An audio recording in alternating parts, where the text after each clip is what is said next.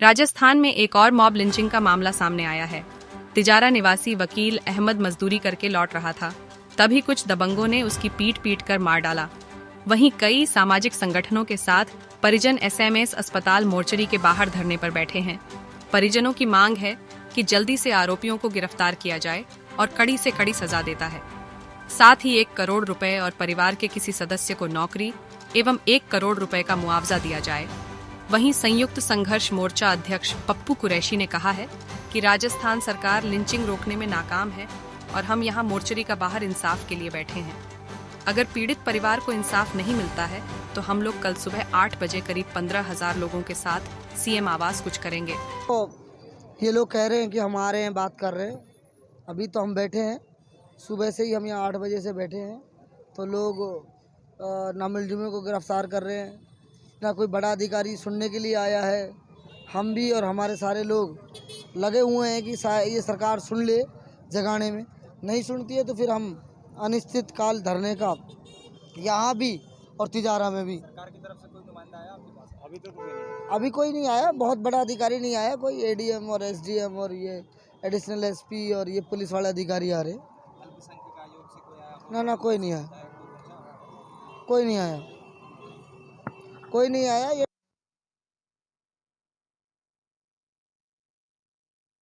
न्याय के लिए बोलेंगे तो चाटुकारी में सब लोग लगे रहते हैं। जनता से किसी का हमदर्दी और दिल जुड़ाव नहीं है। देखो, ये किसी कोई जाति या समुदाय विशेष की बात नहीं है।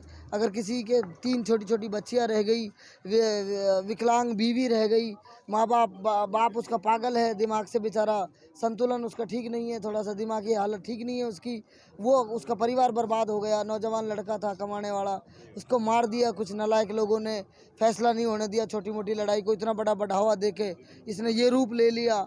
कोई भी आदमी जहाँ जितने यहाँ बैठे, कोई भी ना रोड पे बैठने के लिए राजी है, ना कोई। हर आदमी अपने लिए समय कीमती है, लेकिन क्या करे, सरकार की भी दूरी नीतियाँ रहती है हमेशा। कभी तो खुद सीएम साहब पहुँच जाते हैं, सारे लोग पहुँच जाते हैं मिलने के लिए, कभी कोई आता ही नहीं है। तो 15 लोगों ने मिलकर एक बच्चे को मौत के घाट उतार दिया। नौजवान बच्चे को लिंचिंग हुई है, उसकी चैलेंज दिया है, पुलिस प्रशासन के सामने चैलेंज दिया है 30 तारीख को, 29 तारीख को जब उन्होंने पंचायत की थी। तो इस तरीके की घटना अंजाम होने से पहले पुलिस ने भी ढंग से अपने सही कदम नहीं उठाए। तो इन सब चीज़ों के प्रति हमें बहुत गुस्सा है, बहुत हमारे मनों में। साथियों ने आप लोगों को बताया है, पप्पू भाई ने बताया है, इमरान जी बैठे हैं, ये फरीन मैडम बैठी हैं, बहुत सारे साथी धरने पर बैठे हैं। सुबह से हम लोग ये कोशिश में थे कि हमने प्रशासन को, अधिकारियों को ये कहा कि भाई आप जो है, हमारी वाजिब बात जो है, सबसे पहली हमारी जो महत्वपूर्ण मांग है वो ये है कि आप पुरुषोत्तम, जो आदमी ने भड़का करके सुनियोजित तरीके से इस बच्चे का मर्डर करवाया है, सबको पता है। 30 तारीख को उसे ऐलानिया तौर पर भाषण दिया कि हम बदला लेंगे। बदला किस बात का लेंगे? वो छोटा मोटा झगड़ा बच्चों के बीच में हुआ था और वो ऐसा बदला लिया है कि उसको जान से एक बच्चे को मार दिया 8 तारीख को। हम उसकी डेड बॉडी अंदर रखी है मोर्चरी के सामने, इसलिए बैठे हैं कि सरकार तुरंत अविलंब उसको गिरफ्तार करे और इनको फौरी तौर पर राहत दे, पैसे के रूप में। जो बच्चे, उनके 3 मासूम बच्चे रह गए, अगर नहीं सुनेंगे तो हमने ये तय कर लिया है कि हम अभी, और सारे साथी हमारे आ रहे हैं, हम ये अनिश्चितकालीन अपना धरना यहाँ शुरू करेंगे। और जब तक ये मुलजिम नहीं गिरफ्तार हो जाए और कंपनसेशन के रूप में बच्चों को राहत का पैकेज नहीं मिल जाए, जब तक हमारा धरना इसी तरह से चलता रहेगा। जी, यही है कि जो सरकार की नीतियां हैं उसके खिलाफ हम हैं कि आप जानते हैं कि कहीं अगर भेदभाव होता है मुसलमान के साथ, मैं साफ तौर पे कहूँगी मुसलमान के साथ भेदभाव होता है। अगर कोई और के साथ ये घटना होती, जैसे कन्हैया लाल ले लें या कोई भी ले ले टू जेड, हम खुद उसका मतलब मजम्मत करते हैं कि ऐसी घटनाएं नहीं होनी चाहिए। लेकिन वहाँ हमारे सीएम वहाँ फ़ौरन पहुँच जाते हैं और सरकार के नुमाइंदे वहाँ पहुँच जाते हैं। और यहाँ देखिए, सुबह से मतलब हम लोग यहाँ बैठे हुए हैं, लेकिन यहाँ अभी तक कोई ऐसा सरकार की तरफ से भी कोई नुमाइंदा नहीं आया है।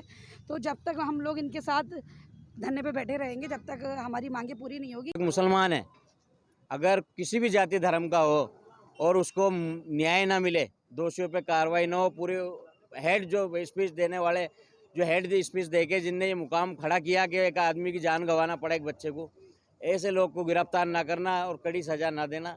और सरकारों का वर्तमान में जो स्टेट गवर्नमेंट है उसका दोहरा रवैया, समाजों को देखकर मुआवजा दिया जाता है, समाजों को और जातियों को देख करके सजाएं दी जाती हैं, ये सब गलत है।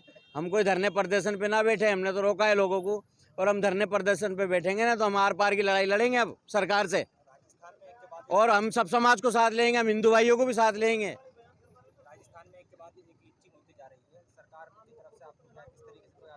देखिए अभी तिजारा के वहाँ पे ये 1.5 महीने में दूसरी लिंचिंग है।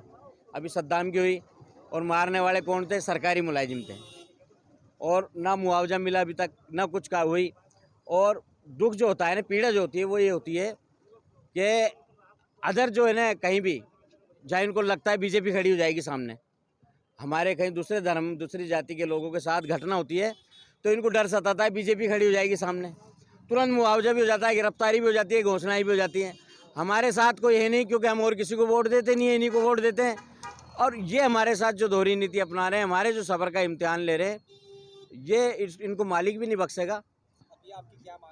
मांग यही है कि जिस तरीके से आप देते आ रहे हो, ऐसी घटनाओं में 1 करोड़ रुपया, नौकरी, रहने के लिए रिहायशी मकान की व्यवस्था, और उसके भी 3-3 बच्चे हैं, बच्चियाँ हैं, तो ये आप सबको दो और एक डिक्लाइन तय करो, एक डिक्लाइन तय करो, एक रेखा तय करो कि भाई घटना, ऐसी घटनाओं में ये दिया जाएगा सब समाज को।